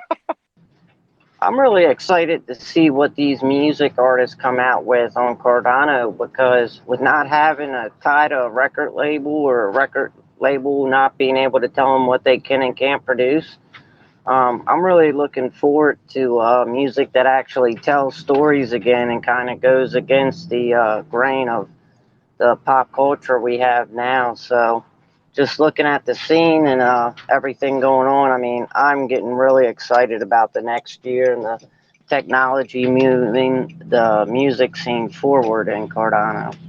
As a volunteer fireman, I would please ask, if you're driving in your car and talking on Cardano Over Coffee, that you please wear your seatbelt and use a hands-free device. Thank you. Your PSA from your local fireman. No, I just ask that you be careful. That's all. Yeah, the music that could come out next, man, could be really cool. And I agree with you. No one really is down with cookie cutter pop anymore, man. It's the same 5 notes over and over again. I don't know if anybody's aware of that. That's Just my jumbled favorite around shit. a little bit. It's my favorite. Well, You got no go good, ahead, Hero. you got no good taste in music. Block. That's my shit. I'm just messing. I'm just Pop? messing. Yeah. The 5-note pop? Yeah, I got you. Well, I've noticed that we're already starting to see the difference in the music already, just how things are coming out. A lot of people are starting to bring out their own music and realize that they have the freedom now and they don't have that restriction anymore. So I've already been seeing it in a lot of the music spaces. If you hop into some of these Web3 music spaces, you hear them talking about it, you hear them playing it, you hear them singing it, and it's already happening. So I'm excited to see it as well. Yeah, you're absolutely right. It is happening. We're kind of in the middle of it. We just don't see the fruits of it yet, right? 6 months from now, you'll see a lot more fruit from it, right? Because people are gonna grow into it. And if you remember the first few months of picture NFTs, right? There was a lot of confusion, a lot of haywireness, a lot of fuck ups. So it'll take some time for the artists to refine what they want to do, but I guarantee you that music is coming to the blockchain, and it's the future of music, right? I truly believe that.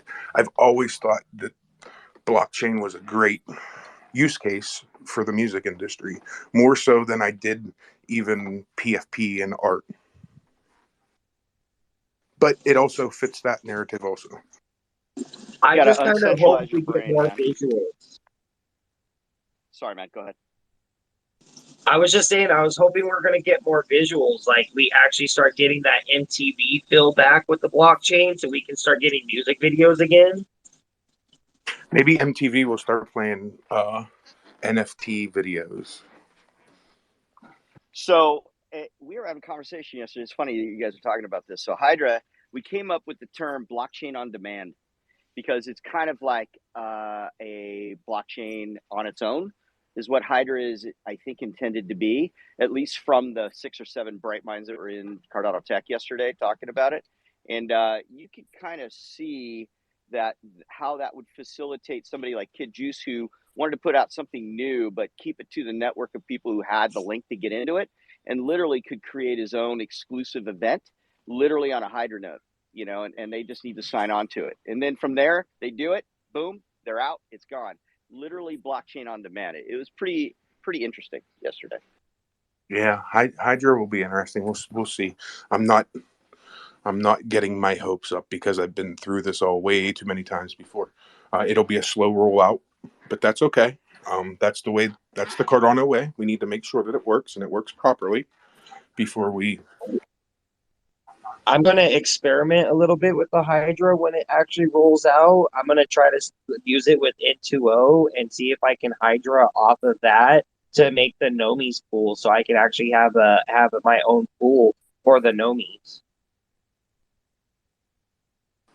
Yeah, I think there's going to be a lot of different things that people will experiment with, and hopefully some of it's going to work, some of it won't, and that's how we grow, right? So, cook time.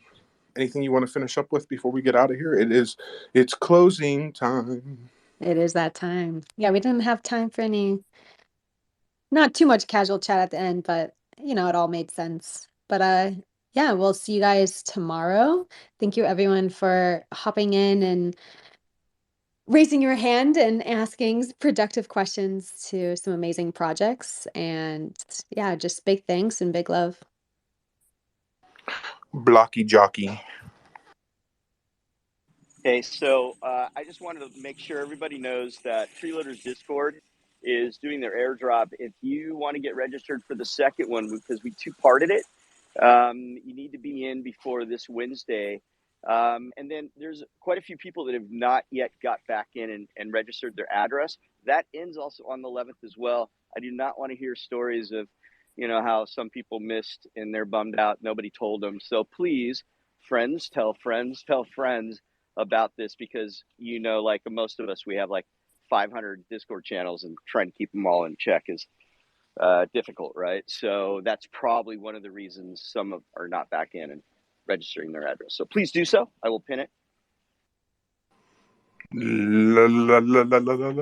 Lido Nation.